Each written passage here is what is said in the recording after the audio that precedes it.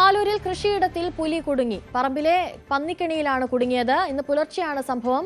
സുമേഷ് മൊറാഴ ചേരുന്നുണ്ട് വിവരങ്ങളുമായി. സുമേഷ്, ഈ പുലി കുടുങ്ങിയത് ജനവാസ മേഖലയിലാണോ? പുലിയെ അവിടെ നിന്ന് മാറ്റാനുള്ള നടപടിക്രമങ്ങളൊക്കെ ഇപ്പോൾ ആരംഭിച്ചോ?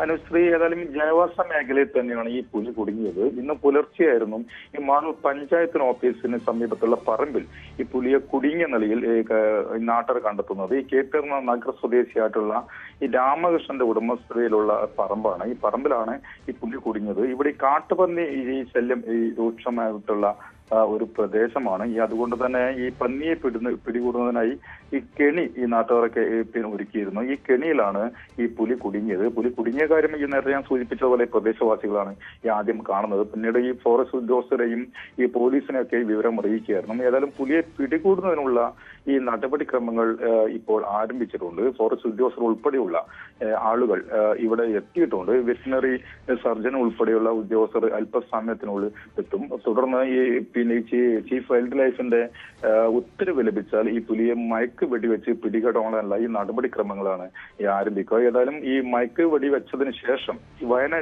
വയനാട്ടിലേക്കായിരിക്കും ഈ പുലിയെ കൊണ്ടുപോകുക. അനുശ്രീ, ശരി. കണ്ണൂരിലാണ് സംഭവം. പന്നിക്കെണിയിൽ പുലി കുടുങ്ങി എന്നുള്ള വിവരങ്ങളാണ് പുറത്തു വരുന്നത്. കണ്ണൂരിൽ മാലൂരിലാണ് പുലി കുടുങ്ങിയത്. ഇന്ന് പുലർച്ചെയോടെയാണ് ഈ സംഭവം ഉണ്ടായത്. സുമേഷ് മൊറാഴയാണ് വിശദാംശങ്ങൾ നൽകിയത്. കൂടുതൽ വാർത്തകൾക്ക് news 18 Keralam YouTube channel subscribe ചെയ്യുക.